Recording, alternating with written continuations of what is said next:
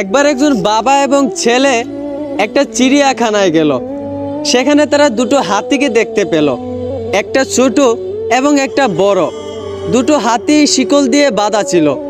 ছোট হাতিটা যেই শিকল দিয়ে বাঁধা ছিল সেই শিকলটাকে ছিঁড়ার চেষ্টা করতেছিল, কিন্তু পারতেছিল না। আর ওইদিকে বড় হাতিটাও শিকল দিয়ে বাঁধা ছিল, কিন্তু সে শান্তভাবে দাঁড়িয়েছিল, সে শিকলটাকে ছিঁড়ার চেষ্টা করতেছিল না।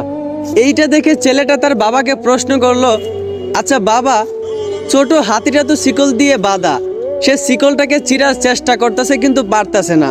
ওইদিকে বড় হাতিটাও তো শিকল দিয়ে বাঁধা, সে তো চাইলেই শিকলটাকে ছিঁড়ে ফেলতে পারে, কিন্তু কেন বড় হাতিটা শান্তভাবে দাঁড়িয়ে আছে? বাবা তখন বলল, তুই ঠিকই বলছস, এটা ভাবার একটা প্রশ্ন।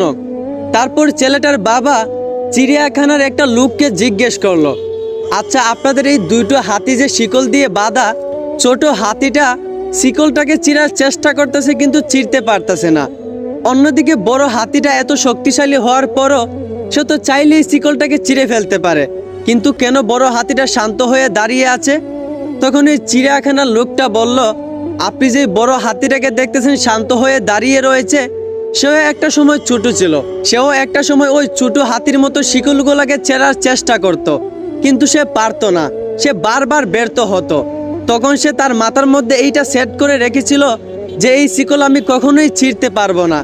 এই জন্য সে এত বড় হওয়ার কারণও, তার গায়ে এত শক্তি থাকার কারণও সে এখন সেই শিকলটা ছিঁড়ার চেষ্টা করতেছে না, কারণ সে তার মাথায় সেট করে নিয়েছে যে এই শিকল সে কখনোই ছিঁড়তে পারবে না। ঠিক তেমনি আমাদের সমাজের কিছু মানুষও ওই হাতিগুলার মতো হয়ে গেছে, তাদের পায়ে একটা অদ্ভুত শিকল বাঁধা। তারা ভাবে যে আমার বাবা যেটা পারে নাই, হয়তো আমিও সেটা পারবো না, আমার ভাই যেটা পারে নাই, হয়তো আমিও সেটা পারবো না। আসলে এইটা ভুল। তারা তাদের মাথার মধ্যে সেট করে রেখেছে যে এটা আমাদের দ্বারা সম্ভব না। এইটাই হচ্ছে মানুষের সবচেয়ে বড় ভুল। পারি না শব্দটা কখনো মাথার মধ্যে সেট করা যাবে না, সবসময় চেষ্টা করতে হবে। আপনার বাবা যেটা পারে নাই সেটা আপনাকে করে দেখাতে হবে, আপনার ভাই যেটা পারে নাই সেটা আপনাকে করে দেখাতে হবে, তাহলে আপনি সফল হতে পারবেন। হাতির মতো মাথার মধ্যে পারি না শব্দটা সেট করে রাখা যাবে না। আশা করি বুঝতে পারছেন। ধন্যবাদ।